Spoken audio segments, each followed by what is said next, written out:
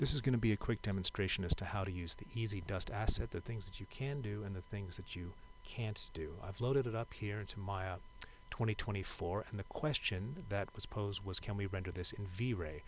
I'm not sure about V-Ray because I don't have V-Ray set up. I know that you can render this using Arnold. So if we open up our Arnold render view, this should give us something. There we go. We can see it comes in with just the alpha channel because we don't have a light on it. So let's just go ahead and add a light. And now we can see that it's coming in fine in Arnold. So that looks okay. That works just fine. The other way you can render it is with Maya hardware. It works with hardware, Arnold, but not software. As for V-Ray, I'm not 100% sure. When it comes to the different attributes that you have to play with in here, by default it comes in and it just kind of spins around because the default spin is 1 down here. So if we set that to 0, it's just going to sort of stay still and sort of just evolve. The evolve here, some of these attributes you won't see anything change until you scrub the timeline. So if you're playing with your settings, you might want to just leave the timeline running and change things to see how it works. So this is kind of what evolve does.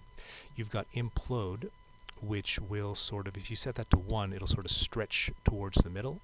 If you set it to -1, it'll push from the middle. So that can be good for different things. One of the things you can use that for is for wind blowing by. So if you set the implode up and you move the implode center far away, you can have sort of like lines going. And if you want sharp lines or anything like that, you can start playing with the amplitude and the frequency, which sort of like control how the gradation is done, like the contrast or the gamma point. So you play around with these and see the different results you can get. You can get sort of neat stuff like that going on. Ratio, what's that? Yeah, so there's sort of like a noise within noise, and you can do different things with it. What else can I say? Threshold. Yeah, that affects the that affects how like the gray point is, I suppose you could say. You've got different types of noise you can play with. Just the noise that comes packed with Maya. Perlin simulates Perlin goes the fastest. Billow's a bit slower, but you've got all these different ones to play with if you want to have like a variety of different types of noise. You can play with those guys here.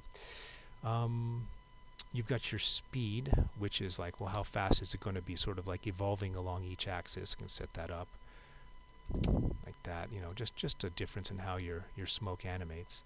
What else have we got? Spin, again, if you want it to be sort of like, give it a bit of this turning around sort of thing, you can set your spin.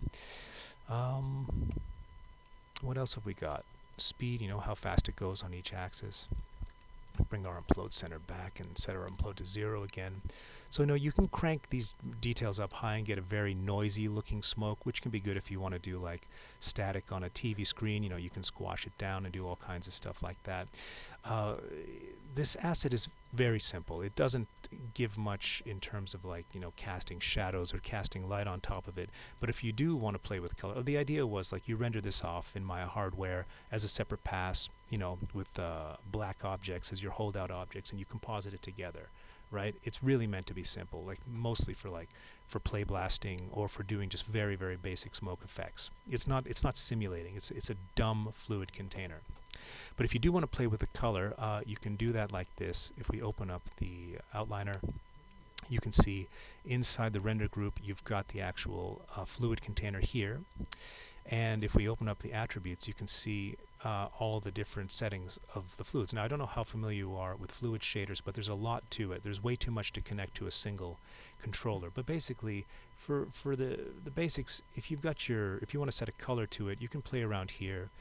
Just to make things easy to understand, we'll set this to red and blue, and you can add more colors if you want to. Set that to yellow, and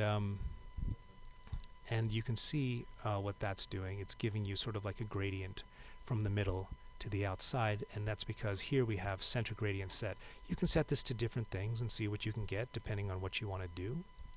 I wouldn't worry too much about density, temperature, fuel, because that's more for like simulation. This is not a simulated asset, so we'll leave it at center. for now. What else have we got? Let's see here. The opacity, just basically how it fades off from opaque to non-opaque. You can play with this ramp to get different effects. You can see here these are the attributes that are actually connected to the rig. Another thing you've got that's not connected is the base resolution. So it's a fluid container of base resolution of 50. If for whatever reason you want that to be higher or lower, you can crank this. But I find for most, for most applications, that the 50 is good enough. Yeah, it tends to slow down if you take it higher than that.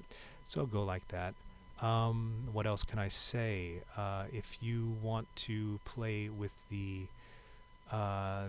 amplitude, what does that do? Yeah, amplitude will sort of like, if you bring that to 0, it's just going to be a solid noise. Amplitude, how strong is your noise effect?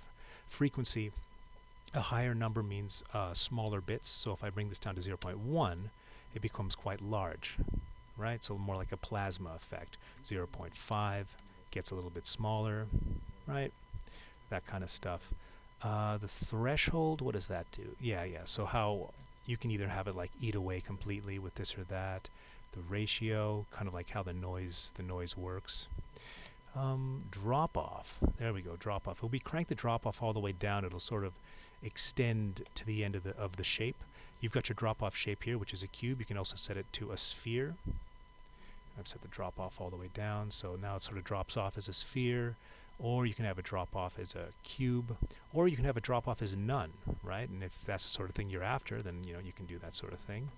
Set the drop off. What's that do? So just by here we go. Yeah. So just by hitting play and messing with the attributes, you can see the different sorts of effects you can get. There's a way to just like completely fill it. Is that threshold? Threshold? No, that doesn't seem to do it. Threshold does that. Oh yeah, so threshold, you can basically just fill it completely. So there's a bunch of different looks you can get without having to simulate. It's basically just animating a bunch of attributes of the default fluid shader. So for scenes where you want to have like mist on the floor, or if you want to be zipping through an area with just like speedy lines zipping through, it's good for that sort of thing. It's not good for things like steaming bowls of soup or anything like that. It's more of like just a quick and dirty atmospheric thing you can drop in. Good for doing layout, good for doing simple stuff. And yes, you can use this to render, but again, it's a simple asset. It's fluids for people who don't want to simulate fluids. So there are limitations. So that's about all I can say about that. If you've got any more questions or if there's anything you need, feel free to drop me a line and we'll get you taken care of as soon as possible.